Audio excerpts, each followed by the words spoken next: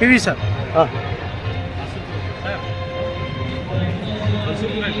Okay sir.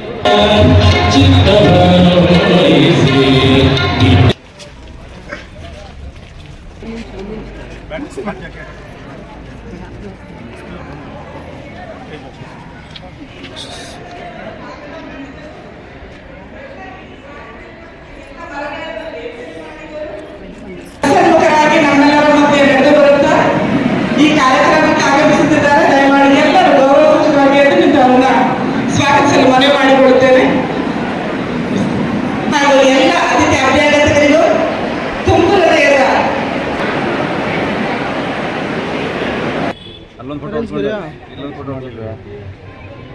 KGF taluk ಆಡಳಿತ, ತಾಲೂಕು ಪಂಚಾಯಿತಿ, ನಗರಸಭೆ, ಕ್ಷೇತ್ರ ಶಿಕ್ಷಣಾಧಿಕಾರಿಗಳ ಕಚೇರಿ ಹಾಗೂ ರಾಷ್ಟ್ರೀಯ ಹಬ್ಬಗಳ ಆಚರಣಾ ಸಮಿತಿ ವತಿಯಿಂದ ಇಂದು ನಗರದ ಎಸ್ಎಸ್ ಮಹಲ್ ಕಲ್ಯಾಣ ಮಂಟಪದಲ್ಲಿ ಭಾರತ ರತ್ನ ಡಾಕ್ಟರ್ ಎಸ್ ರಾಧಾಕೃಷ್ಣನ್ ರವರ ಜನ್ಮ ದಿನೋತ್ಸವ ಪ್ರಯುಕ್ತ ಶಿಕ್ಷಕರ ದಿನಾಚರಣೆ ಹಾಗೂ ನಿವೃತ್ತ ಶಿಕ್ಷಕರಿಗೆ ಸನ್ಮಾನ ಸಮಾರಂಭವನ್ನು ಹಮ್ಮಿಕೊಳ್ಳಲಾಗಿತ್ತು. ಈ ಸಂದರ್ಭದಲ್ಲಿ ಕ್ಷೇತ್ರದ ಶಾಸಕಿ ಡಾಕ್ಟರ್ ರೂಪಕಲಾ ಶಶಿಧರ್, ನಗರಸಭಾ ಅಧ್ಯಕ್ಷರಾದ ಇಂದಿರಾ ಗಾಂಧಿ ದಯಾಶಂಕರ್, ಸ್ಥಾಯಿ ಸಮಿತಿ ಅಧ್ಯಕ್ಷರಾದ ಡಾಕ್ಟರ್ ವಲ್ಲಲ್ ವಿ ಮುನಿಸ್ವಾಮಿ, ಗ್ಯಾರಂಟಿ ಯೋಜನೆಗಳ ಅಧ್ಯಕ್ಷರಾದ ರಾಧಾಕೃಷ್ಣ ರೆಡ್ಡಿ, ಪಾರಂಡಳ್ಳಿ ಗ್ರಾಮ ಪಂಚಾಯಿತಿ ಅಧ್ಯಕ್ಷರಾದ ವಾಣಿ ಶ್ರೀನಿವಾಸ್, ಕೆಜಿಎಫ್ ಜಿಲ್ಲಾ ಪೊಲೀಸ್ ವರಿಷ್ಠಾಧಿಕಾರಿ ಶಿವಾಂಶು ರಜಪೂತ್, ಇಒ ವೆಂಕಟೇಶಪ್ಪ, ನಗರಾಭಿವೃದ್ಧಿ ಪ್ರಾಧಿಕಾರದ ಆಯುಕ್ತರಾದ ಧರ್ಮೇಂದ್ರ, ಸಿಡಿಪಿಒ ರಾಜೇಶ್, ಸರ್ಕಾರಿ ನೌಕರರ ಸಂಘದ ಅಧ್ಯಕ್ಷರಾದ ನರಸಿಂಹಮೂರ್ತಿ, ಪ್ರಾಥಮಿಕ ಶಾಲಾ ಶಿಕ್ಷಕರ ಸಂಘದ ಅಧ್ಯಕ್ಷರಾದ ಪಿವಿ ಶ್ರೀನಿವಾಸ್, ವೃಂದ ಸಂಘಗಳ ಅಧ್ಯಕ್ಷರಾದ Sureshappa, Maltesh, doctor Babu, Manjunath, M Srinivas, Gangadhar, BEO Anita, BRC ಸಮನ್ವಯ ಅಧಿಕಾರಿಗಳಾದ ರಮೇಶ್, ಟಿಪಿಇಒ ನಾರಾಯಣಸ್ವಾಮಿ, ಪದಾಧಿಕಾರಿಗಳಾದ ಕೃಷ್ಣಮೂರ್ತಿ, ಅನಿಲ್ ಕುಮಾರ್, ಗಿರೀಶ್, ರವಿಚಂದ್ರ ನಾಯ್ಡು, ಸುಬ್ರಹ್ಮಣಿ, ಇಸಿಒ ಗಂಗರೆಡ್ಡಿ, ಉಮಾದೇವಿ, ಭಾರತಿ, ಛಾಯಾದೇವಿ, ಲಕ್ಷ್ಮಿ ಹಾಗೂ ಇತರರು ಹಾಜರಿದ್ದರು. ಮೇಡಮ್ ಹೇಳಿದ್ದಾರೆ ಡಾಕ್ಟರ್ ಸರ್ವಪಲ್ಲಿ ರಾಧಾಕೃಷ್ಣನ್ ಬಗ್ಗೆ. ಅವರಿಗೆ ಪೂರ್ತಿ ದೇಶದಲ್ಲಿ ನಾವು ಈಗ ಶಿಕ್ಷಕ ದಿವಸದಲ್ಲಿ ಶಿಕ್ಷಕ ದಿವಸ ತನಕ ಸೆಲೆಬ್ರೇಟ್ ಮಾಡ್ತೇವೆ. ಯಾಕೆ ಅವರು ನಾಟ್ ಓನ್ಲಿ ಗುಡ್ ಟೀಚರ್, ಅವರು ಶಿಕ್ಷಾ ಬಿಟ್ಟು ಅವರು ಶಿಕ್ಷಾ ಎಜುಕೇಷನ್ ಇಲ್ಲಿ ಈ ವ್ಯಾಲ್ಯೂಸ್ ಆಧ್ಯಾತ್ಮದು as a good human being all dimension development ಹೇಗೆ ಆಗಬೇಕು ಆ ಥರ ಅವರು ಪ್ರಿನ್ಸಿಪಲ್ ಇತ್ತು.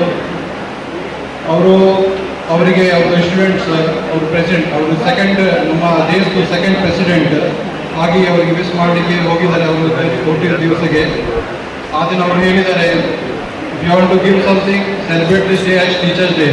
ಈ ದಿನ ಅವ್ರ ಹುಟ್ಟಿದ ದಿವಸ ಶಿಕ್ಷಕ ದಿವಸ ತನಕ ಸೆಲೆಬ್ರೇಟ್ ಮಾಡಿ, that would be contribution to him. So ಆ ಸಮಯದಿಂದ ಇವತ್ತು ತನಕ ನಾವು ಅದೇ ಅವ್ರದ್ದು ಬರ್ತ್ ದಿವಸದು ಶಿಕ್ಷಕ ದಿವಸ ಸೆಲೆಬ್ರೇಟ್ ಮಾಡ್ತಾ ಇದ್ದೀವಿ. ನಾನು ಈ ಕಾರ್ಯಕ್ರಮಕ್ಕೆ ಯಾಕೆ ಬಂದಿದ್ದೀವಿ, ಬಿಕಾಸ್ ಇಟ್ಸ್ ಭಾಳ ಮುಖ್ಯ. ನಿಮ್ಮ ಜೊತೆ ಕನೆಕ್ಷನ್, ನಿಮ್ಮ ಜೊತೆ ನಾನು ಕನೆಕ್ಟ್ ಆಗ್ತೀನಿ. ನಿಮ್ಮ ಜೊತೆಯಿಂದ ನಾವು 100,000 ಮಕ್ಕಳ ಜೊತೆ ಕೂಡ ಕನೆಕ್ಟ್ ಆಗ್ತೀವಿ. ನೀವು 100,000 ನಿಮ್ಮ ಶಾಲೆಯಲ್ಲಿ ನಮ್ಮ ಮಕ್ಕಳಿಗೆ ಶಿಕ್ಷಕ ಕೊಡ್ತೀರಿ. ಆಫ್ಟರ್ ಪೇರೆಂಟ್ಸ್ ನಿಮಗೆಲ್ಲ ಸೆಕೆಂಡ್ ಪೇರೆಂಟ್ಸ್ ಹೇಳ್ತಾ ಇದ್ದಾರೆ. ಯಾಕೆ ಚಿಕ್ಕ ವಯಸ್ಸಿಂದ ಇವರು ಮಕ್ಕಳು ಬರ್ತಾರೆ, ನೀವು ಹೇಗೆ ಏನು ಹೇಳ್ತೀರಿ, ಅವರಿಗೆ ಏನು ಶಿಕ್ಷೆ ಕೊಡ್ತೀರಿ, ಏನು ವ್ಯಾಲ್ಯೂಸ್ ಕೊಡ್ತೀರಿ, ಅದೇ ರೀತಿ ಅವ್ರದ್ದು ಮುಂದೆ ಅವರು ಜೀವನದಲ್ಲಿ ಅದೇ ಥರ ಬಿಹೇವಿಯರ್ ಮಾಡ್ತಾರೆ. ಸೊ ನಿಮ್ಮದು ಪಾತ್ರ ಭಾಳ ಮುಖ್ಯ ಇರುತ್ತೆ. ಸೊ ಟೀಚರ್ಸ್ದು ಪೊಸಿಷನ್ ಭಾಳ ಟಾಪ್ ಲೆವೆಲಲ್ಲಿ ಇರುತ್ತೆ. It is very important for me. ನನಗೆ ಕೂಡ ಭಾಳ ಮುಖ್ಯ ಇದೆ. ಯಾಕೆ, because I am also the son of a teacher. ನನ್ನ ತಂದೆ ಕೂಡ ಒಂದು ಪ್ರೈವೇಟ್ ಪ್ರೈಮರಿ ಸ್ಕೂಲಲ್ಲಿ ಅವರು ಶಿಕ್ಷಕ ಆಗಿದ್ದರು. ಅವರು ಟ್ಯೂಷನ್ ಮಾಡಿ ಇದು ಪ್ರೈವೇಟ್ ಸ್ಕೂಲಲ್ಲಿ ಶಿಕ್ಷಕ ಆಗಿ ಸ್ವಲ್ಪ ಎಷ್ಟು ಹಣ ಸ್ಯಾಲರಿ ಜಾಸ್ತಿ ಸಿಗಲ್ಲ. ಪೂರ್ತಿ ಕಾಂಟ್ರಿಬ್ಯೂಷನ್ ಅವ್ರದ್ದು ಪೂರ್ತಿ ಏನು ಸ್ಯಾಲರಿ ಸಿಗುತ್ತೆ ಮತ್ತು ನಮ್ಮ ತಮ್ಮದು ಎಜುಕೇಷನ್ಗೆ ಅವರು ಕೊಟ್ಟಿದ್ದಾರೆ. ಸೊ ಆ ಕಾರಣದಿಂದ ನಾನು ಕೂಡ ಈ ಪೊಸಿಷನ್ಗೆ ಬಂದಿದ್ದೀನಿ. So I can understand as a teacher how much important your role is. ನಿಮ್ಮದು ಪಾತ್ರ ಬಹಳ ಮುಖ್ಯ ಇದೆ. ಇದು ಸೊಸೈಟಿಗೆ ಮತ್ತು ಈ ದೇಶದ ಸಮೃದ್ಧಿಗೆ for the nation building, for the society upliftment, for the children growth, everything your role is very much important.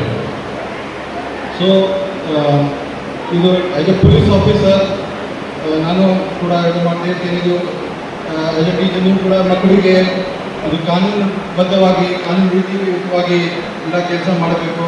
ಎಲ್ಲ ಅವ್ರದ್ದು ಚಟುವಟಿಕೆ ಏನಾದರೂ ಸ್ವಲ್ಪ ಅವ್ರದ್ದು ಮಕ್ಕಳು ಸ್ವಲ್ಪ ಡೈವರ್ಟ್ ಆಗ್ತಾರೆ. ಈಗ ಸೋಷಲ್ ಮೀಡಿಯಾ ಇದೆ, ಬೇರೆ ಬೇರೆ ಅವ್ರ ಫ್ರೆಂಡ್ ಸರ್ಕಲ್ ಅಂತ ಇಲ್ಲಿ ಅವರು ಡೈವರ್ಟ್ ಇರುತ್ತೆ.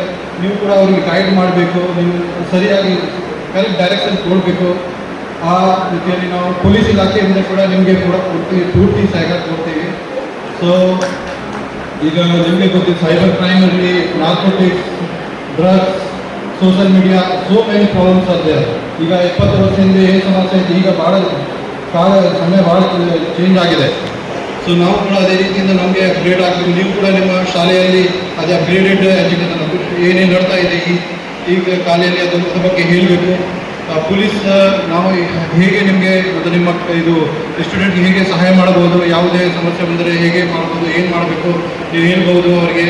112 ಕಾಲ್, 112 ನಂಬರ್ ಇದೆ. 112 ಇದು ಎಮರ್ಜೆನ್ಸಿ ನಂಬರ್. 5-6 ನಿಮಿಷದಲ್ಲಿ ಪೊಲೀಸ್ ಅವ್ರ ಹತ್ರ ಬರುತ್ತೆ. 1930 ಸೈಬರ್ ಕ್ರೈಮ್ ನಂಬರ್ ಇದೆ. ಇದೇ ಬೇರೆ ಬೇರೆ ಕಾನೂನು ಇದೆ. ನೀವು ಅವ್ರಿಗೆ ಸ್ವಲ್ಪ ಅವ್ರಿಗೆ ಇದ್ರ ಬಗ್ಗೆ ಗಮನಕ್ಕೆ ತರಿಸಿ. ಸೊ ಅದು ಸೈಬರ್ ಕ್ರೈಮ್ ಇರಲಿ, ಇದು ಮಕ್ಕಳು ಇದು ಚೈಲ್ಡ್ ಅಫೆನ್ಸಸ್ ಇರಲಿ, ಡ್ರಗ್ಸ್ ಇರಲಿ, ಅದು ನೀವು ಸ್ವಲ್ಪ ನಿಗಾ ಇಟ್ಕೊಳ್ಬೇಕು. ಇದು just one message I want to say. ನೀವು ಸ್ವಲ್ಪ ಮಕ್ಕಳ ಮೇಲೆ ನಿಗಾ ಇಟ್ಕೊಳ್ಬೇಕು. ಏನಾದರೂ ಅವರು ಹೆಚ್ಚು ಕಡಿಮೆ ಮಾಡ್ತಾರೆ, ಅವ್ರಿಗೆ ಸ್ವಲ್ಪ ಗೈಡ್ ಮಾಡಬೇಕು. ನಮ್ಮ ಕಡೆಯಿಂದ ಏನಾದರೂ ಹೆಲ್ಪ್ ಸಹಾಯ ಬೇಕಾಗುತ್ತೆ, any time you can come and we will be very happy to help you. ಮತ್ತು ಇದು ಲಾಸ್ಟ್ ಇದು 2 ಮಾಡಲಿಕ್ಕೆ ನಿಮಗೆ ಇನ್ವೈಟ್ ಮಾಡಲಿಕ್ಕೆ ಅವಕಾಶ ಕೊಡಲಿಕ್ಕೆ ಧನ್ಯವಾದ ಸಲ್ಲಿಸ್ತೀನಿ. ತಾಲೂಕಿನಲ್ಲಿ ಬಹಳಷ್ಟು ಸಂಬಂಧಪಟ್ಟ ಶಾಲೆಯ ಶಿಕ್ಷಕರು ಇದ್ರೆ ವೇದಿಕೆಗೆ ಬಂದು ಭಾಗವಹಿಸುವುದು. ಗೊತ್ತಾಯ್ತು, ಯಾರು ನಿಂತ್ಕೊಳ್ತಾ ಇಲ್ಲ.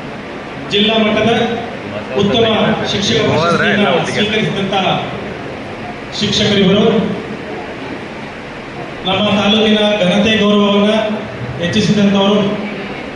ಕಿರಿಯ ಪ್ರಾಥಮಿಕ ವಿಭಾಗದಿಂದ ಶ್ರೀ ರಂಗಪ್ಪ ಅವರು ಜನ್ಮ ದಿನೋತ್ಸವವನ್ನು ಶಿಕ್ಷಕರ ದಿನಾಚರಣೆಯಾಗಿ ಆಚರಣೆಯನ್ನು ಮಾಡ್ತೀವಿ. ಆದರೆ ಇವತ್ತು ಬಂದಾಗ ನಿಮ್ಮಲ್ಲಿದ್ದಂಥ ನಗು, ಬಂದಾಗ ನಿಮ್ಮಲ್ಲಿದ್ದಂಥ ಆ ಉತ್ಸಾಹ ಕಡಿಮೆ ಆಗುತ್ತೆ. ನಾನು ಕಾರ್ಯಕ್ರಮಕ್ಕೆ ಬರ್ತಾ ಇದ್ದಾಗಿದ್ದಂಥ ಉತ್ಸಾಹ ನಿಮ್ಮಲ್ಲಿ ಈಗಿಲ್ಲ. ಸಾಕಾಗ್ಬಿಟ್ಟಿದೆ ನಿಮಗೂ ಕೂಡ.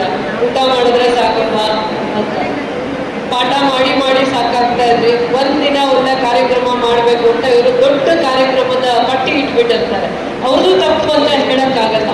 ಯಾಕೆ ಹೇಳಕ್ಕಾಗಲ್ಲ ಅಂದ್ರೆ ಈ ದಿನ ನಿಮ್ಮ ಮುಂದೆನೆ ರಿಟೈರ್ಡ್ ಟೀಚರ್ಸ್ನ ಸನ್ಮಾನ ಮಾಡಬೇಕು, ಈ ದಿನ ನಿಮ್ಮ ಕಣ್ ಮುಂದೆನೆ ಕೆಲವೊಂದು ಕಾರ್ಯಕ್ರಮಗಳನ್ನ ಮಾಡಬೇಕು. ಮತ್ತೆ ಈ ದಿನ ಕಾರ್ಯಕ್ರಮ ಯಾವಾಗಲೂ ಹೇಗೆ ಮಾಡ್ಬೇಕಂದ್ರೆ, ಕಾರ್ಯಕ್ರಮ ಇನಿಷಿಯಲ್ ಆಗಿದ್ದಾಗ ಆ ಪ್ರೋಗ್ರಾಮ್ಸ್ನ ಮಾಡಿಬಿಡ್ಬೇಕು. ಕಾರ್ಯಕ್ರಮ ಇನಿಷಿಯಲ್ ಇದ್ದಾಗ ನಿಮ್ಮ ಟೀಚರ್ಸ್ ಜೊತೆ ಏನೇನು ಪ್ರೋಗ್ರಾಮ್ ಇದೆ ಅವ್ರು ಬಂದಿರ್ತಾರಲ್ಲ ವೇದಿಕೆಗೆ, ಅವತ್ತು ಆ ಪ್ರೆಸೆಂಟೇಷನ್ಸ್ನ ಕೊಡಬೇಕು. ಅವ್ರು ಏನೇನು ಪ್ರೆಸೆಂಟೇಷನ್ಸ್ ಇರುತ್ತೆ, ಬೆಳಗ್ಗೆಯಿಂದ ರೆಡಿ ಆಗಿರ್ತಾರೆ, ಏನೇನು ಕಾರ್ಯಕ್ರಮ, ಅವ್ರದ್ದು ಏನು ಮೆಸೇಜ್ ಇದೆ. ರಾತ್ರಿ ಕಾರ್ಯಕ್ರಮ ಶುರು ಆದಮೇಲೆ ನೀವು ಸ್ವಾಗತನ 2 hours ಮಾಡಬಾರ್ದು. ಸ್ವಾಗತ 2 hours ಮಾಡಿದ್ರೆ ಅವ್ರಿಗೆ ಸ್ವಲ್ಪ ಹೊತ್ತಿಗೆ ನಿದ್ದೆ ಮಾಡ್ತಾರೆ. ಊಟ ಕೊಡದೇ ಇದ್ರೂ ನಿದ್ದೆ ಮಾಡ್ಬಿಡ್ತಾರೆ. ಹಂಗಾಗಿ ಪ್ರತಿದಿನ ಲವಲವಿಕೆಯಾಗಿ ಪಾಠ ಮಾಡಿಕೊಂಡು ವಿದ್ಯಾರ್ಥಿಗಳ ಮಧ್ಯೆ ನೀವು ಲವಲವಿಕೆಯಿಂದ ಅವ್ರನ್ನ ಉತ್ಸಾಹ ತುಂಬಿ ಅವರಲ್ಲಿ ಆಸಕ್ತಿ ಬರೋ ಮಾಡಿ ನೀವು ಆ ಮಕ್ಕಳನ್ನ ಪ್ರತಿ ಸತಿ ಚೇತರಿಕೆಯಿಂದ ನೋಡ್ಕೊತಾ ಇರ್ತೀರ. ನಿಮ್ಮನ್ನ ಕರ್ಕೊಂಡು ಹೋಗಿ 2-3 ಗಂಟೆ ಕಾಲ ಕೂರಿಸಿದ್ರೆ ಇರ್ತೀರಾ? ಆಗುತ್ತೆ. ನಿಮ್ಮನ್ನು ಕೂರಿಸಿದ್ರೆ 3 ಗಂಟೆ ಕಾಲ, 4 ಗಂಟೆ ಕಾಲ ಸ್ಟೂಡೆಂಟ್ಸ್ ಥರ ಕುತ್ಕೊಳ್ಳಿ ನಿಮ್ಮನ್ನ, ಆದರೆ ಕುತ್ಕೊಳ್ಳೋಕ್ಕಾಗತ್ತ? ಆಗುತ್ತೆ. ಕಾರ್ಯಕ್ರಮ ಯಾವಾಗಲೂ ಅರ್ಥಪೂರ್ಣವಾಗಿರುತ್ತೆ. ಇದನ್ನೆಲ್ಲ ನಿಮ್ಗೆ ಚೌಲ್ಟ್ರಿ ಸಾಕಾಗಲ್ಲ, ಬೇರೆ ವೇದಿಕೆನ ಸೃಷ್ಟಿ ಮಾಡಬೇಕು. ಚೌಲ್ಟ್ರಿ ಸಾಕಾಗಲ್ಲ. ಆದರೂ ಒಗ್ಗಟ್ಟಿಂದ ಅಚ್ಚುಕಟ್ಟಾಗಿ ಕಾರ್ಯಕ್ರಮ ಮಾಡ್ತಾ ಇರೋದಕ್ಕೋಸ್ಕರ ನಿಮಗೆ ಖಂಡಿತವಾಗೂ ಎಷ್ಟೇ ಸಮಸ್ಯೆಗಳಿದ್ರು ಅದನ್ನ ಮೀರಿ ನೀವು ಒಗ್ಗಟ್ಟಿಂದ ಎಲ್ಲರೂ ಸೇರಿ, ಎಲ್ಲ ಶಿಕ್ಷಕರು ಸೇರಿ, ಅವರು ಇವರು ಅಂತ ಭೇದ ಭಾವ ಇಲ್ಲದೆ KGF ತಾಲೂಕಿನಲ್ಲಿ ಇವರು ಹೇಳ್ತಾ ಇದ್ರು, ನಮ್ಮ ನಗರಸಭೆ ಸ್ಥಾಯಿ ಸಮಿತಿ ಅಧ್ಯಕ್ಷರು ಹೇಳ್ತಾ ಇದ್ರು, ಶಿಕ್ಷಕರಿಗೆ ತಾರತಮ್ಯ ಇಲ್ಲ, ಶಿಕ್ಷಕರನ್ನ ಆ ಧರ್ಮ ಈ ಜಾತಿ ಅಂತ ಹೇಳಲಿಕ್ಕೆ ಆಗಲ್ಲ. ಯಾಕೆ ಅಂದ್ರೆ ನೀವು ಬೆಳಗ್ಗೆ ಪ್ರಾರ್ಥನೆ ಮಾಡ್ಲಿಕ್ಕೆ ಒಂದು ಶಿಕ್ಷಕಿನ ನಿಲ್ಲಿಸಿದ್ರಿ, ಅವ್ರು ಎಷ್ಟು ಚೆನ್ನಾಗಿ ಪ್ರಾರ್ಥನೆ ಮಾಡಿದ್ರು, ಕಣ್ಣು ಮುಚ್ಕೊಂಡು ಆ ಪ್ರಾರ್ಥನೆ ಕೇಳಿದ್ರೆ, ಆಮೇಲೆ ಜೋಗದ ಸಿರಿ ಬೆಳಕಿನಲ್ಲಿ ನಿಸಾರ್ ಅಹಮದ್ ಅವರು ಯಾವ ರೀತಿ ಆ ಸೃಷ್ಟಿನ ಜೋಗದ ಸಿರಿ ಬೆಳಕಿನಲ್ಲಿ ಇದನ್ನ ನೋಡಿ ಜೋಗ ಫಾಲ್ಸ್ನ ನೋಡಿ ಅವ್ರು ಎಷ್ಟು ಚೆನ್ನಾಗಿ ರಚನೆ ಮಾಡಿದ್ರು, ಅದೇ ರೀತಿ ನಿರ್ವಿಘ್ನವಾಗಿ ಆ ಶ್ಲೋಕನ ಹೇಳ್ತಾರೆ. ಯಾವಾಗ ಗುರು ಫಸ್ಟು ಶಿಷ್ಯರಾಗಿ ಎಲ್ಲನ ಕಲಿತಾರೆ, ಗುರುವೇ ಶಿಷ್ಯರಾಗಿ ಎಲ್ಲ ಕಲಿತು ನನ್ನನ್ನು ಕುರಾನ್ ಓದಿ ಅನ್ನು ನನಗೆ ಬರಲ್ಲ, ನಾನು ಕಲ್ತಿಲ್ಲ, ಆದರೆ ಭಕ್ತಿ ಇದೆ, ಶ್ರದ್ಧೆ ಇದೆ. ಆದರೆ ಅವರು ಕೂಡ ಕಲಿತು ಅದನ್ನ ಭಕ್ತಿಯಿಂದ ಶ್ರದ್ಧೆಯಿಂದ ಪ್ರೆಸೆಂಟ್ ಮಾಡ್ತಾರಲ್ಲ, ಅದು ಯಾರಿಗಾದ್ರೂ ಶಕ್ತಿ ಇದೆ ಅಂದ್ರೆ ಗುರುಗಳಿಗೆ ಮಾತ್ರ. ಅದಕ್ಕೆ ಗುರುಗಳಿಗೆ ಮೀರೋ ಅಂತ ಯಾರೋ ಇನ್ನೊಂದು ಗುರು ಅದ್ರ ಮೇಲೆ ಇನ್ಯಾರು ನಾವು ನೋಡೋಕ್ಕಾಗಲ್ಲ. ಅಂದ್ರೆ ಆ ಸ್ಥಾನದಲ್ಲಿ ನೀವು ಇರ್ತೀರಾ. ಅದಾದ್ಮೇಲೆ ನಾನು ಜಾಸ್ತಿ ಸಮಯ ತಗೊಳ್ಳಲ್ಲ ಇವತ್ತು, ಯಾಕೆ ನಾನೇ ಅಲ್ಲಿ ಕುತ್ಕೊಂಡಿದ್ದಾಗ ಯೋಚನೆ ಮಾಡಿದೆ, ನಿಮಗೆ ನಾನು ಏನೋ ಮೆಸೇಜ್ ಕೊಡೋವಂಥದ್ದು ಇರಲ್ಲ. ಯಾಕೆ ಮೆಸೇಜ್ ಕೊಡೋದು ಇರಲ್ಲ ಅಂದರೆ ನಿಮಗೆ ಅರ್ಥ ಆಗಿರುತ್ತೆ, ಅನುಭವ ಆಗಿರುತ್ತೆ. 1 ವರ್ಷನೇ ಪಾಠ ಮಾಡಲ್ಲ ಶಿಕ್ಷಕರು, ಅವರ ಇಡೀ ಜೀವನ ಅಂದರೆ ನಾವು ರಿಟೈರ್ಡ್ ಆಗೋವರೆಗೂ ಕೂಡ, ಅಂದರೆ 20 ವರ್ಷ 30 ವರ್ಷ 35 ವರ್ಷದ ಕಾಲ ನೀವು ಇದೇ ವೃತ್ತಿನ ಆರಾಧಿಸ್ತೀರಾ. ಅಂದರೆ ಕೆಲವೊಬ್ರು ಕೆಲಸ ಅಂತ ಮಾಡ್ತಾರೆ, ಆದರೆ ನೀವು ಈ ವೃತ್ತಿನ ಆರಾಧಿಸ್ತೀರ. ಸರಸ್ವತಿಯಿಂದ ಆಶೀರ್ವಾದ ಪಡೆದು ಪ್ರತಿದಿನವೂ ಅದನ್ನ ಅಷ್ಟೇ ಜವಾಬ್ದಾರಿಯಿಂದ ನಿಭಾಯಿಸುವಂತ 100ರಲ್ಲಿ 90 ಭಾಗ ಶಿಕ್ಷಕರು ಇದ್ದಾರೆ. ಶಿಕ್ಷಕಿಯರು ಕೂಡ ಇದನ್ನ ಆರಾಧಿಸುವಂತ ಶಿಕ್ಷಕಿಯರು ಕೂಡ ಇದ್ದಾರೆ. ಎಲ್ಲೆಲ್ಲಿ ನೀವು ನಿಮ್ಮ ಶಾಲೆಯ ವಾತಾವರಣವನ್ನ ಅಚ್ಚುಕಟ್ಟಾಗಿ ಇಟ್ಕೊಂಡಿದ್ದು, ಆ ವಾತಾವರಣಕ್ಕೆ ಹೆಚ್ಚಿನ ಮಕ್ಕಳು ವಿದ್ಯಾಭ್ಯಾಸಕ್ಕೆ ಬರ್ತಾರೆ. ಈ ಶಿಕ್ಷಕರ ಹತ್ರ ನಮ್ಮ ಮಕ್ಕಳು ಪಾಠ ಕಲೀಲಿ, ನನ್ಗೆ ಎಷ್ಟೇ ಕಷ್ಟ ಇರಲಿ, ನಾನು ಕೂಲಿ ಮಾಡೋಕೆ ಹೋದ್ರು ಈ ಜಾಗದಲ್ಲಿ ಈ ಶಿಕ್ಷಕರ ಹತ್ರ ನಮ್ಮ ಮಕ್ಕಳು ಪಾಠ ಕಲಿಬೇಕು ಅನ್ನುವಂಥ ವಾತಾವರಣನ ನೀವು ಸೃಷ್ಟಿ ಮಾಡಬೇಕಾಗುತ್ತೆ. ಸರ್ಕಾರದ ಒಂದು ಚಿಂತನೆ, ಆರೋಗ್ಯಕರವಾಗಿರುವಂಥ ಮಕ್ಕಳು ಹೇಗೆ ಬರ್ತಾರೆ, ಪೌಷ್ಟಿಕವಾಗಿರುವಂಥ ಊಟವನ್ನು ಕೊಟ್ಟು, ಪೌಷ್ಟಿಕವಾಗಿರುವಂಥ ಆಹಾರವನ್ನು ಕೊಟ್ಟು, ಉತ್ತಮವಾಗಿರುವಂಥ ಶಿಕ್ಷಣ ಕೊಡಲಿಕ್ಕೆ ಸರ್ಕಾರದ ಚಿಂತನೆ ಆಗಿರುತ್ತೆ, ಆಲೋಚನೆ ಆಗಿರುತ್ತೆ.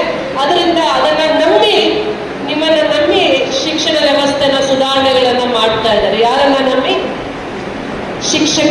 ಶಿಕ್ಷಕಿಯರನ್ನ ನಂಬಿ ಸರ್ಕಾರ ಇಡೀ ಶಿಕ್ಷಣ ಇಲಾಖೆ ಮತ್ತೆ ಸಾಕ್ಷರತನೂ ಇದೆ ಅಲ್ವಾ.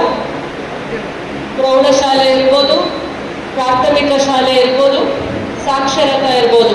ಸರ್ಕಾರ ನಿಮ್ಮನ್ನ ನಂಬಿ ನೀವು ಉತ್ತಮವಾಗಿರುವಂಥ ವಿದ್ಯಾರ್ಥಿಗಳನ್ನು ಸೃಷ್ಟಿ ಮಾಡ್ತೀರಾ ಅನ್ನುವಂಥ ಒಂದು ನಂಬಿಕೆ ಮೇಲೆ ಸರ್ಕಾರ ಶಿಕ್ಷಣ ಇಲಾಖೆಯ ಎಲ್ಲ ಜವಾಬ್ದಾರಿಯನ್ನ ಮಕ್ಕಳಿಗೆ ತಾಯಿ ಆದ್ಮೇಲೆ ಪೌಷ್ಟಿಕವಾಗಿರೋ ಆಹಾರ ಯಾರಾದ್ರೂ ನೀಡ್ತಾರೆ ಜಗತ್ತಲ್ಲಿ ಅಂದ್ರೆ ಅವರು ಶಿಕ್ಷಕರು ಮಾತ್ರ. ತಾವು ಊಟ ಮಾಡಿದ ನಂತರನೇ ಮಕ್ಕಳಿಗೆ ಆ ಊಟವನ್ನ ಕೊಡ್ತಾರೆ. ಯಾಕೆ ಅಂದ್ರೆ ಆ ಮಕ್ಕಳನ್ನ ತಂದೆ ತಾಯಿ ನಿಮ್ಮ ಮಡಿಲಲ್ಲಿ ಸೇರಿಸಿ ಹೋಗಿರ್ತಾರೆ.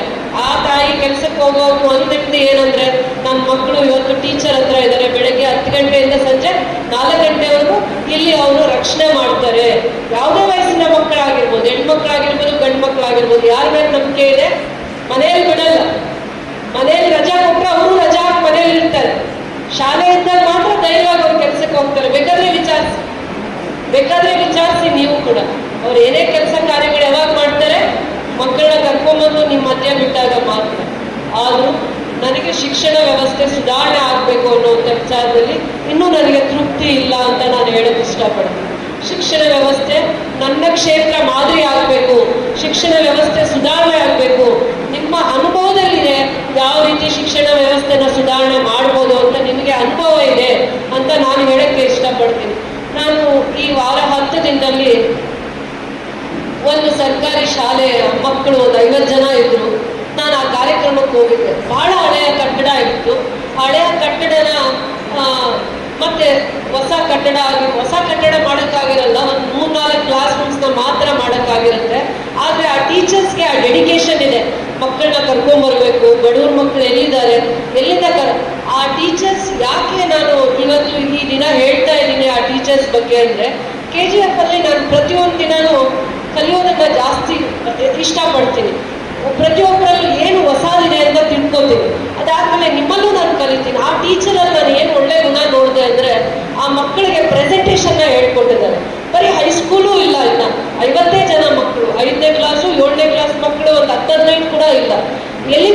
ಬಂದಿದ್ದಾರೋ, ಆ ಹೊಸ ಕ್ಲಾಸ್ ರೂಮ್ಸ್ನ ಮಾಡಿದಾಗ ಇನಾಗ್ರೇಷನ್ ಹೇಗೆ ಮಾಡಬೇಕು ಅಂತ ಮಕ್ಕಳಲ್ಲೇ ಎಲ್ಲ ಮಕ್ಕಳಿಗೆ ಆ ಕಾರ್ಯಕ್ರಮ ಹೇಗೆ ಮಾಡಬೇಕು ಅಂತ ಟ್ರೈನಿಂಗ್ ಕೊಟ್ಟಿದ್ದಾರೆ. ಅಂದ್ರೆ ಹೇಗೆ ನಾವು ಅಂಬೇಡ್ಕರ್ ಅವ್ರನ್ನ ಸಂವಿಧಾನ ಶಿಲ್ಪಿ ಅಂತ ಹೇಳ್ತೀವಿ, ಗುರುಗಳು ಕೂಡ ವಿದ್ಯಾರ್ಥಿಗಳಿಗೆ ಮಾರ್ಗದರ್ಶಕರೇ ಅಲ್ಲ, ಹಿತಚಿಂತಕರೇ ಅಲ್ಲ, ಅವರು ಶಿಲ್ಪಿಗಳು. ವಿದ್ಯಾರ್ಥಿಗಳನ್ನ ಒಂದಿನ ಟೀಚರ್ ಮಾಡ್ತಾರೋ, ಡಾಕ್ಟರ್ ಮಾಡ್ತಾರೋ, ಪೊಲೀಸ್ ಅಧಿಕಾರಿ ಮಾಡ್ತಾರೋ, ಏನೇ ಮಾಡಿದ್ರು ಒಬ್ಬ ಸಾಧಕರನ್ನ ಮಾಡಬೇಕು ಅಂದ್ರೆ ಅವರನ್ನ ಶಿಲ್ಪಿ ಯಾರಾದ್ರೂ ಇದ್ರೆ, ಆರ್ಕಿಟೆಕ್ಟ್ ಯಾರಾದ್ರೂ ಇದ್ರೆ ಅವರು ಶಿಕ್ಷಕರು ಮಾತ್ರ.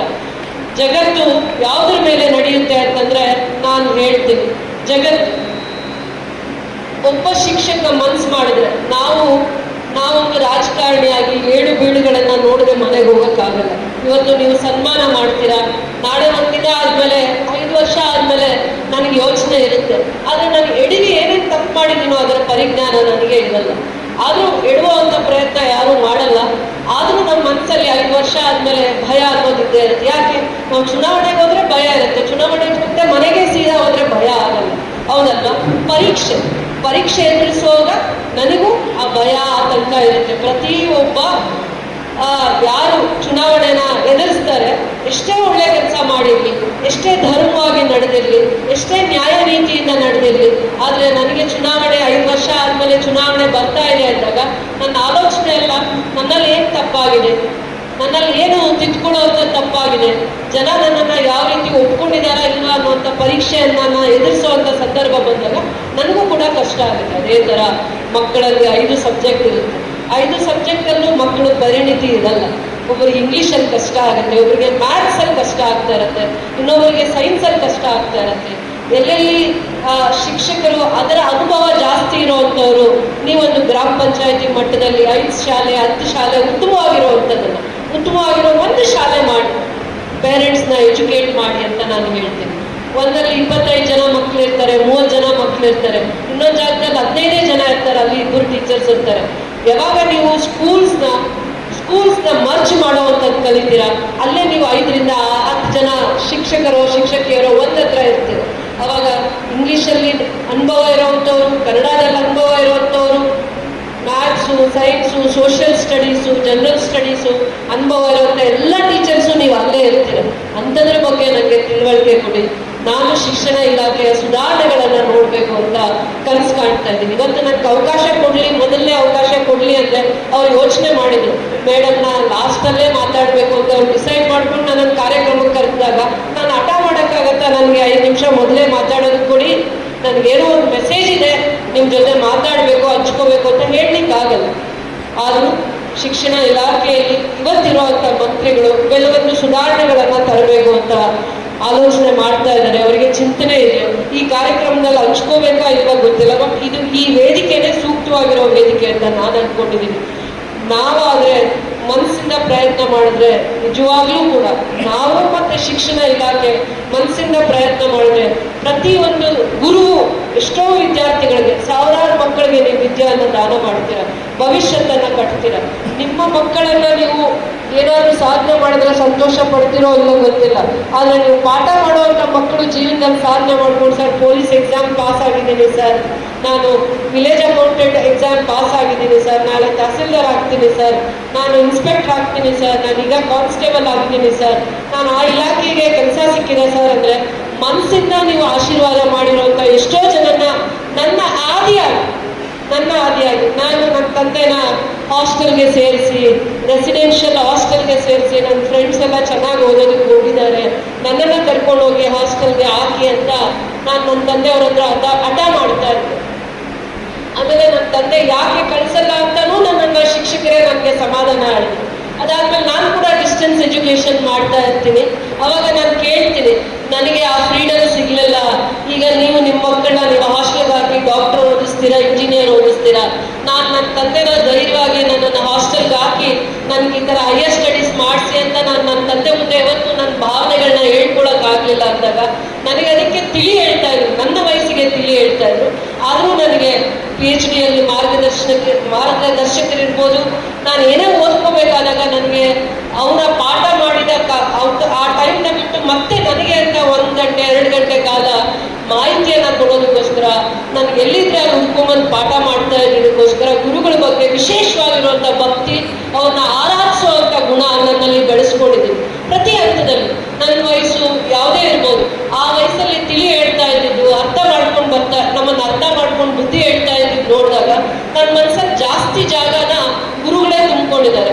ತಾಯಿ ಕೋಪ ಬಂದಾಗ ಒಂದು ಆಗ್ತಾರೆ, ಎಲ್ಲ ಟೈಮಲ್ಲೂ ಸಮಾಧಾನವಾಗಿ ಹೇಳಲ್ಲ. ತಂದೆ ಕೋಪ ಬಂದಾಗ ಗೌರವ ಕಳಿಬೇಡಿ, ನಾನು ಎಷ್ಟೋ ಗೌರವ ಸಂಪಾದನೆ ಮಾಡಿದ್ದೀನಿ, ಆ ಗೌರವ ನೀವು ಸಂಪಾದನೆ ಮಾಡೋಕ್ಕಾಗದೆ ಉಳಿಸ್ಬಿಟ್ಟು ಹೋಗಿ, ನೀವು ನಾನು ಗೌರವನ ಸಂಪಾದನೆ ಮಾಡಿರೋ ಅಷ್ಟು ನೀವು ಉಳಿಸಿ ಕಾಪಾಡಿ ಅಂತ ಹೇಳ್ತಾರೆ. ಈ ಥರದ್ದೇ ಹೇಳ್ತಾರೆ.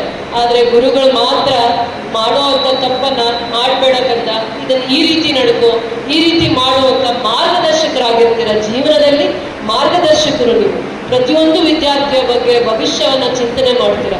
ಆಗ ಕ್ಲಸ್ಟರ್ಸ್ ಅಲ್ಲಿ ಕೆಲಸ ಮಾಡ್ತೀರಾ, ಮತ್ತೆ ಪ್ರತಿಯೊಂದು ವಿಚಾರದಲ್ಲೂ ತಿಳುವಳಿಕೆ ಇದೆ, ಅನುಭವ ಇದೆ. ಸರ್ಕಾರದ ಒಡನಾಟದಲ್ಲಿ ಸೇವೆ ಮಾಡುವಂತ ಭಾಗ್ಯವನ್ನ ಸಂಪಾದನೆ ಮಾಡಿದ್ದೀರಾ. ಸರ್ಕಾರದ ಜೊತೆಯಲ್ಲಿ ಸರ್ಕಾರದ ವ್ಯವಸ್ಥೆಯಲ್ಲಿ ಸೇವೆ ಮಾಡುವಂತ ಭಾಗ್ಯ ಎಷ್ಟೋ ಕೋಟಿ ಜನಸಂಖ್ಯೆ ಇದ್ದಾರೆ, 7 ಕೋಟಿ ಜನಸಂಖ್ಯೆ ಇದ್ದಾರೆ. ಅವ್ರಿಗೆಲ್ಲರಿಗೂ ಅವಕಾಶ ಸಿಗಲ್ಲ. ನಿಮಗೆ ಸಾವಿರಾರು ಸಂಖ್ಯೆಯಲ್ಲಿ, ಲಕ್ಷಾಂತರ ಸಂಖ್ಯೆಯಲ್ಲಿ ದೇವರು ನಿಮಗೆ ಅವಕಾಶ ಮಾಡಿಕೊಟ್ಟಿದ್ದಾರೆ. ಭವಿಷ್ಯದಲ್ಲಿ ವಿದ್ಯಾರ್ಥಿಗಳಿಗೆ ಉತ್ತಮವಾಗಿರುವಂಥ ಭವಿಷ್ಯನ ಕಟ್ಟಲಿಕ್ಕೆ ಏನಾದರೂ ಅವಕಾಶ ಆಗುತ್ತೆ ಅಂದರೆ ಅದು ಗುರುಗಳಿಂದ ಮಾತ್ರ. ಏನು ಸರ್ಕಾರ ಕೊಡ್ತಾ ಇದೆ, ಪೌಷ್ಟಿಕ ಆಹಾರ ಕೊಡ್ತಾ ಇದೆಯಾ, ಉತ್ತಮವಾಗಿರೋ ಕಟ್ಟಡ ಕೊಟ್ಟಿದೆಯಾ, ಸ್ಕೂಲ್ ಕೊಟ್ಟಿದೆಯಾ, 50 ವರ್ಷದ 30 ವರ್ಷದ ಇಬ್ಬರೇ ಟೀಚರ್ಸ್ ಇದ್ದಾರಾ, 4 ಜನ ಇದ್ದಾರಾ, ಒಬ್ಬರಿದ್ದಾರಾ?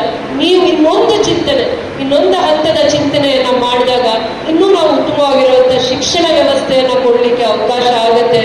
ಕ್ಲಸ್ಟರ್ಸ್ ಅಲ್ಲಿ ನೀವು ಯಾವ ರೀತಿ ಕೆಲವೊಂದೆಲ್ಲ ವಿಚಾರಗಳನ್ನ ಚರ್ಚೆ ಮಾಡ್ತೀರಾ, ಕ್ಲಾಸಸ್ನ ಅಂದ್ರೆ ಶಾಲೆಗಳನ್ನ ಮರ್ಜ್ ಮಾಡಿದಾಗ ಉತ್ತಮವಾಗಿರುವಂತ ಶಿಕ್ಷಣ ಕೊಡ್ಲಿಕ್ಕೆ ಆಗುತ್ತಾ ಇಲ್ವಾ?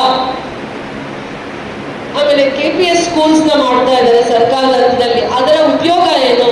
ಎಲ್ಲರೂ ಇವತ್ತು ಇಂಗ್ಲಿಷ್ ಮೀಡಿಯಂ ಇದೆಯಾ, ನಮ್ಮ ಮಗನ ಸೇರಿಸ್ಬೇಕು, ನಾನು ಯಾವುದೇ ಒಂದು ಕೂಲಿಗೆ ಹೋದ್ರೂ ಪರವಾಗಿಲ್ಲ, ನನ್ನ ಮಕ್ಕಳು ವಿದ್ಯಾವಂತರಾಗಲಿ ಅನ್ನುವಂಥ ಯೋಚನೆ ಬರ್ತಾ ಇದೆ ಎಲ್ಲ ಪೇರೆಂಟ್ಸ್ ಅಲ್ಲಿ. ನೀವು ಎಷ್ಟೇ ಕನ್ವಿನ್ಸ್ ಮಾಡಿದ್ರು ನಿಮ್ಗೆ ಗೌರವ ತೋರಿಸ್ತಾರೆ, ಆದ್ರೆ ಮಗುನ್ ಕರ್ಕೊಂಡು ಹೋಗಿ ಯಾವ ಸ್ಕೂಲಲ್ಲಿ ಸೇರಿಸ್ತಾರೆ? ನಿಮಗೆ ಗೌರವ ತೋರಿಸ್ತಾರೆ. ನೀವು ಬೆಳಗ್ಗೆ ಎದ್ದು ಬಸ್ ಹಿಡಿದು ಊರಿಗೆ ನಡ್ಕೊಂಡು ಬರ್ತಾ ಇದ್ರೆ, ನಮ್ಮ ಊರ್ ಮೇಡಮ್ ಬರ್ತಾ ಇದ್ದಾರೆ, ಹೆಡ್ ಮಿಸ್ ಬರ್ತಾ ಇದ್ದಾರೆ, ಟೀಚರ್ ಬರ್ತಾ ಇದ್ದಾರೆ. ಆದ್ರೆ ಮಗುನ್ ಕರ್ಕೊಂಡು ಹೋಗಿ ಬ್ಯಾಂಕಲ್ಲಿ ಇದ್ರಲ್ಲಿ ಎಲ್ಲಿ ಬಿಡ್ತಾ ಇರ್ತಾರೆ? ಪ್ರೈವೇಟ್ ಸ್ಕೂಲ್ಸ್ಗೆ ಬಿಡ್ತಾ ಇರ್ತಾರೆ. ಆ ವ್ಯವಸ್ಥೆ ಬದಲಾವಣೆ ಮಾಡಬೇಕು. ಯಾವತ್ತು ಸರ್ಕಾರಿ ಶಾಲೆಗಳಲ್ಲಿ ಪ್ರೈವೇಟ್ ಸ್ಕೂಲ್ಸ್ ಅಲ್ಲಿ ಏನ್ ಸ್ಟ್ರೆಂತ್ ಇದೆ ಅದನ್ನ ನೀವು ಸರ್ಕಾರಿ ವ್ಯವಸ್ಥೆಯಲ್ಲಿ ತರುವಂತ ಒಂದು ರೆವಲ್ಯೂಷನರಿ, ಒಂದು ರಿಫಾರ್ಮ್, ಒಂದು ಕ್ರಾಂತಿಕಾರಿ ಹೆಜ್ಜೆನ ನನ್ನ ಕ್ಷೇತ್ರದಲ್ಲಿ ಮಾದರಿ ಮಾಡಿ ಪ್ರತಿಯೊಂದು ಸತಿನೂ ನನ್ನನ್ನು ಕರೆದು ಹೇಳ್ತಾರೆ, ಇಂಥದೆಲ್ಲ ವಿಚಾರಗಳಲ್ಲಿ ತಿದ್ಕೋಬೇಕು, ಬದಲಾವಣೆ ಮಾಡ್ಕೋಬೇಕು. ಒಂದೇ ಒಂದ್ಸತಿ ನನಗೆ ನಿಮ್ಮನ್ನು ನೋಡಿದಾಗ ತುಂಬಾ ಗೌರವ, ಹೆಮ್ಮೆ. ಒಂದ್ಸತಿ ಹೇಳಿದ್ರು KGF ತಾಲೂಕು ಯಾವ ರ್ಯಾಂಕಿಂಗ್ ಅಲ್ಲಿ ಇದೆ, ಯಾವ ಸಬ್ಜೆಕ್ಟ್ ಅಲ್ಲಿ ಜಾಸ್ತಿ ಮಕ್ಕಳು ಫೇಲ್ ಆಗಿದ್ದಾರೆ, SSLCಯಲ್ಲಿ ಗೌರ್ಮೆಂಟ್ ಶಾಲೆ ವ್ಯವಸ್ಥೆಯಲ್ಲಿ ಓದ್ತಾ ಇರೋ ಮಕ್ಕಳು ಯಾವ ರ್ಯಾಂಕಿಂಗ್ ಅಲ್ಲಿ ಇದ್ದಾರೆ ಅಂದಾಗ ಒಂದ್ಸತಿ ನಾನು ತಲೆ ಬಗ್ಗಿಸ್ದೆ. ಇಷ್ಟ ಆಯ್ತು. ಇಡೀ ಜಿಲ್ಲೆಯಲ್ಲಿ ನಾನು ಹೇಗೆ ಕೆಲಸ ಮಾಡೋದ್ರಲ್ಲಿ, ಎಲ್ಲರೂ ಹೇಳ್ತಾರೆ ಕೆಲಸ ಮಾಡುವಂಥದ್ರಲ್ಲಿ, ತಿಳುವಳಿಕೆಯಿಂದ ಕೆಲಸ ಮಾಡುವಂಥದ್ರಲ್ಲಿ, ಅರ್ಥ ಮಾಡಿಕೊಂಡು ಜವಾಬ್ದಾರಿಯಿಂದ ನಡ್ಕೊಳ್ಳೋದ್ರಲ್ಲಿ ಸ್ವಲ್ಪ ಪರವಾಗಿಲ್ಲ ಅಂತ ನೀವೇ ನನಗೆ ಸರ್ಟಿಫಿಕೇಟ್ ಕೆಲವೊಂದ್ಸತಿ ಕೊಡ್ತೀರ. ಅದೇ ತರ ಶಿಕ್ಷಣ ವ್ಯವಸ್ಥೆಯಲ್ಲಿ ವಿದ್ಯಾರ್ಥಿಗಳು ಅಧಿಕವಾಗಿರುವ ಅಂಕಗಳನ್ನ ಪಡೆಯುವಂಥದ್ರಲ್ಲಿ ನೀವು ಶಿಕ್ಷಣ ವ್ಯವಸ್ಥೆಯ ಸುಧಾರಕರಾಗಬೇಕು. ಸರ್ಕಾರ ನಿಮ್ಮ ಬೆನ್ನಿಂದ ನಿಂತ್ಕೊಳ್ಳೋದು, ನೀವು ಸರ್ಕಾರದ ಹಿಂದೆ ನಿಂತು ಶಿಕ್ಷಣ ವ್ಯವಸ್ಥೆಯನ್ನ ಗಟ್ಟಿ ಮಾಡ್ತಿರೋ, ನಿಮ್ಮಿಂದ ನಾನು ಈ ನಿರೀಕ್ಷೆಯನ್ನ ಮಾಡ್ತೀನಿ. ಇವತ್ತು ಸಂಭ್ರಮದ ದಿನ, ವಿಚಾರವಂತಿಕೆಯ ದಿನ ಆಗಬೇಕು. ಅದಾದ್ಮೇಲೆ ನಾವು ಯಾರ ಜನ್ಮ ದಿನೋತ್ಸವವನ್ನು ಮಾಡ್ತಾ ಇದ್ದೀವಿ, ರಾಧಾಕೃಷ್ಣ ಅವರು ಒಂದು ಶಿಕ್ಷಕರಾಗಿ ಯಾವ ಹಂತಕ್ಕೆ ಬೆಳೆದ್ರು? ಗುರು ಮಾತ್ರ ತನ್ನ ಶಿಷ್ಯರನ್ನ ಗುರುಗೆ ಮೀರಿದ ಆ ಸ್ಥಾನದಲ್ಲಿ ನಿಲ್ಲಿಸ್ತಾರೆ. ಗುರುವು ಮಾತ್ರ ತನ್ನ ಶಿಷ್ಯರನ್ನ ಗುರುವಾಗಿ ನಿಂತು ಅವರು ಅದಕ್ಕಿಂತ ಪವಿತ್ರವಾಗಿರುವಂಥ ಸ್ಥಾನಗಳಲ್ಲಿ ನೋಡುವಂಥ ಪ್ರಯತ್ನ ಅಥವಾ ಆಶೀರ್ವಾದ ಗುರು ಮಾತ್ರ ಮಾಡಲಿಕ್ಕೆ ಆಗುತ್ತೆ. ಎಷ್ಟೋ ಜನ ಬಡವರು ಮಕ್ಕಳು, ಕಾರ್ಮಿಕರ ಮಕ್ಕಳು, ತಂದೆ ತಾಯಿ ಇರ್ತಾರೋ ಇದರಲ್ಲೂ ಅವರಿಗೆ ಶಿಸ್ತು ಕೂಡ ಹೇಳ್ಕೊಡುವಂಥ ಜ್ಞಾನ ಪರಿಜ್ಞಾನ ಇರಲ್ಲ. ಅವ್ರ ಮಕ್ಕಳು ಮಾತ್ರ ಊಟ ಇರುತ್ತೆ, ಬಿಸಿ ಊಟ ಇರುತ್ತೆ, ಬಿಟ್ಟು ಹೋಗೋಣ ಅಂತ ಬಿಡುವಂಥ ಸ್ಥಿತಿಯಲ್ಲೇ ಇರ್ತಾರೆ. ಬೇರೆ ಯೋಚನೆ ಅವ್ರಿಗೆ ಇರೋದು. ಸ್ವಲ್ಪ ಅನುಕೂಲವಾಗಿರೋರು ನಿಮಗೆ ನಮಸ್ಕಾರ ಆಗ್ತಾರೆ, ಗೌರ್ಮೆಂಟ್ ಸ್ಕೂಲಲ್ಲಿ ಸಾಲ ಮಾಡ್ಬಿಟ್ಟು ಫೀಸ್ ಕಟ್ಬಿಟ್ಟು ಬರ್ತಾರೆ. ಈ ರೀತಿಯ ಸುಧಾರಣೆಯನ್ನ ತಂದು ಖಂಡಿತವಾಗೂ ನಿಮಗೆ ನಾನು ಹೃದಯ ಧನ್ಯವಾದಗಳನ್ನ ಹೇಳ್ತೀನಿ. ಮನಸ್ಫೂರ್ತಿಯಾಗಿ ಎಲ್ಲ ಶಿಕ್ಷಕಿಯರನ್ನ ಆರಾಧಿಸ್ತೀನಿ. ಒಂದು ಸುಧಾರಣೆ KGF ಕ್ಷೇತ್ರದಲ್ಲಿ ಪ್ರತಿಯೊಬ್ಬರು ಹೇಳ್ತಾರೆ ಅಭಿವೃದ್ಧಿ ಅಂದ್ರೆ KGF ಕ್ಷೇತ್ರಕ್ಕೆ ಹೋಗ್ಬಿಟ್ಟು ಬನ್ನಿ ಅಂತ. ಈಗಲ್ಲ, ಅದು ನಾನು ಮಾಡಿರುವಂತ ಸಂಕಲ್ಪ ನೆರವೇರಿದಾಗ ಮಾತ್ರ ಅದು ನನ್ನ ಮನಸ್ಸಿಗೆ ತೃಪ್ತಿ ಕೊಡುತ್ತೆ. ಇನ್ನು ನನಗೆ ಆ ಮನಸ್ಸು ತೃಪ್ತಿ ಇಲ್ಲ. ಒಂದು ತೃಪ್ತಿ ನೀವು ಕೊಡ್ಬೋದು, ಒಂದು ತೃಪ್ತಿ ಖಂಡಿತವಾಗೂ ನೀವು ಕೊಡ್ಬೋದು. ನಾನು ಯಾವತ್ತೂ ನಿಮ್ಮಿಂದ ಸನ್ಮಾನವನ್ನ ಕೇಳಲ್ಲ, ಯಾವತ್ತೂ ನಿಮ್ಮಿಂದ ನಾನು ಗಿಫ್ಟ್ ಕೇಳಲ್ಲ. ನೀವು ಕೇಳುವಂತ ಜಾಗಕ್ಕೆ ಅನ್ಸತಿ ಕರೀರಿ, ನಗನಂತ ಬರ್ತೀನಿ. ಆದರೆ ನೀವು ಒಂದು ಶಿಕ್ಷಣ ವ್ಯವಸ್ಥೆನ ಸುಧಾರಣೆ ಮಾಡ್ಬೋದು. ಸರ್ಕಾರದ ಜೊತೆ ಕೈ ಜೋಡಿಸಿದಾಗ ಮಾತ್ರ ನೀವು ಎಷ್ಟೋ ಸುಧಾರಣೆಗಳನ್ನ ಮಾಡ್ಬೋದು. ಒಬ್ಬರ ಮೇಲೆ ನಾನು ಅಪವಾದ ಹಾಕ್ಲಿಕ್ಕೆ ಹೋಗಲ್ಲ. ನಿಮ್ಮಲ್ಲೇ ಶಕ್ತಿ ಇದೆ, ನಿಮ್ಮಲ್ಲೇ ಜ್ಞಾನ ಇದೆ, ನಿಮಗೆ ಆ ತಿಳುವಳಿಕೆ ಇದೆ. ಯಾಕೆ KGF ಕ್ಷೇತ್ರನ ಅಥವಾ ಇಡೀ ಜಿಲ್ಲೆಗೆ, ಇಡೀ ರಾಜ್ಯಕ್ಕೆ ನೀವು ಒಂದು ಉತ್ತಮವಾಗಿರುವಂತ ವ್ಯವಸ್ಥೆನ ತಂದು ಮಾಡ್ತೀರಾ ಅನ್ನೋದಕ್ಕೆ ನಾನು ಇವತ್ತು ಈ ವೇದಿಕೆಯಲ್ಲಿ ನಿಂತಿದ್ದೀನಿ. ನಾನು ಸಾಕ್ಷಿ ಆಗ್ಬೇಕು. ನಾಳೆ ಇಡೀ ರಾಜ್ಯದಲ್ಲಿ, ಸರ್ಕಾರದಲ್ಲಿ ನನ್ನ ಕ್ಷೇತ್ರ ಮತ್ತೆ ನನ್ನ ಕ್ಷೇತ್ರದಲ್ಲಿರುವಂತಹ ಶಿಕ್ಷಕರು, ಶಿಕ್ಷಕಿಯರು ಸಾಕ್ಷಿ ಆಗ್ಬೇಕು ಶಿಕ್ಷಣ ವ್ಯವಸ್ಥೆಯ ಸುಧಾರಣೆಗೆ ಅಂತ ಒಂದು ಬೇಡಿಕೆ ನಾನು ಇಡ್ತೀನಿ. 100 ಬೇಡಿಕೆ ನೀವಿಡಿ. ನಾನು ಈಡೇರಿಸದೇ ಇದ್ದಾಗ ನೀವು ನನ್ನನ್ನು ಅಕ್ಸೆಪ್ಟ್ ಮಾಡ್ಕೋಬೇಡಿ ಅಂತ ಹೇಳ್ತಾ, ನಾನು ಈಡೇರಿಸದೇ ಇದ್ದಾಗ ನನ್ನನ್ನು ನೀವು ಅಕ್ಸೆಪ್ಟ್ ಮಾಡ್ಕೊಳ್ಳೋದು ಬೇಡ ಅಂತ ಹೇಳ್ತಾ, ನಿಮ್ಮ 100 ಬೇಡಿಕೆಗಳನ್ನ ನಾನು ಕಾಯ ವಾಚ ಮನಸ ಗುರುಗಳನ್ನ ಆರಾಧಿಸ್ತೀನಿ ಅಂತ ಪ್ರತಿ ಸತಿ ಹೇಳ್ತಾ ಇರ್ತೀನಿ ವೇದಿಕೆಯಲ್ಲಿ. ಕಾಯ ವಾಚ ಮನಸ ಶ್ರದ್ಧೆಯಿಂದ ಕೆಲಸ ಮಾಡ್ತೀನಿ ಅಂತ ಹೇಳ್ತಾ, ನೀವು ಒಂದು ಶಿಕ್ಷಣ ಸುಧಾರಣೆ ಇಡೀ ರಾಜ್ಯ ಒಪ್ಕೊಳ್ಳೋ ಹಾಗೆ ಶಿಕ್ಷಣ ವ್ಯವಸ್ಥೆನ ತಂದಿದ್ದಾರೆ KGF ಕ್ಷೇತ್ರದಲ್ಲಿ ಅನ್ನುವಂಥ ಒಂದು ಬದಲಾವಣೆಯನ್ನ ತನ್ನಿ ಅಂತ ನಾನು ನಿಮ್ಮಲ್ಲಿ ಬೇಡಿಕೆ ಇರ್ತೀನಿ. ಗುರುಭವನನ ಅಭಿವೃದ್ಧಿ ಮಾಡಲಿಕ್ಕೆ ನಿಮಗೆ ಒಂದು ಸಂಘಟನೆಯ ಅವಶ್ಯಕತೆ ಇಲ್ಲ, ಇಚ್ಛಾಶಕ್ತಿ ಇರುವಂತ ಒಬ್ಬ ಶಿಕ್ಷಕರ ಅವಶ್ಯಕತೆ ಇದೆ.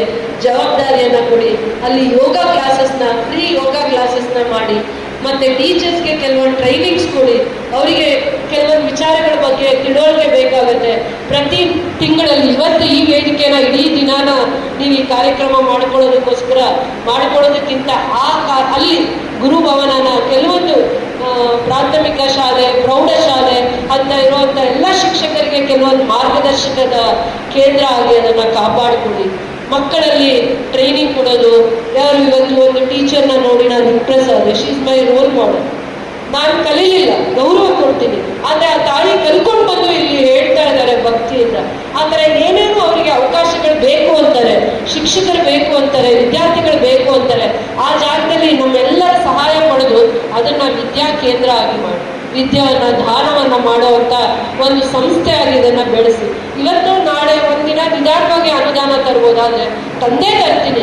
ನಿಮ್ಮ ಇಚ್ಛಾಶಕ್ತಿಗೆ ನಾನು ಸ್ಪಂದಿಸ್ತೀನಿ ಅಂತ ಹೇಳ್ತಾ, ಯಾವತ್ತೂ ಈ ಕಾರ್ಯಕ್ರಮ ನಗ್ನಗ್ತಾನೆ ಇರಬೇಕು ಅಂತ ಆಸೆ ಪಡ್ತೀನಿ.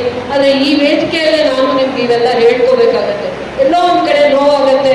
ಸರ್ಕಾರಿ ಶಾಲೆಯ ಕಟ್ಟಡ ನಾನು ಒಂದು 50 ಲಕ್ಷ 20 ಲಕ್ಷದಲ್ಲಿ ಕಟ್ಟಿ ಅಲ್ಲೊಂದು 10 ಮಕ್ಕಳು ಇಲ್ಲ ಅಂದ್ರೆ ಮನ್ಸು ಕಷ್ಟ ಆಗಿ ಬರುತ್ತೆ. ಅದೇ ದಾರಿಯಲ್ಲಿ ಪ್ರೈವೇಟ್ ಸ್ಕೂಲ್ಸ್ನಲ್ಲಿ 200 ಜನ ಮಕ್ಕಳು 300 ಜನ ಮಕ್ಕಳಿದ್ದು ನನ್ನ ಸರ್ಕಾರಿ ಶಾಲೆಯಲ್ಲಿ ಮಕ್ಕಳು ಬರ್ತಾ ಇಲ್ಲ ಅಂದಾಗ ಕಷ್ಟ ಆಗುತ್ತೆ.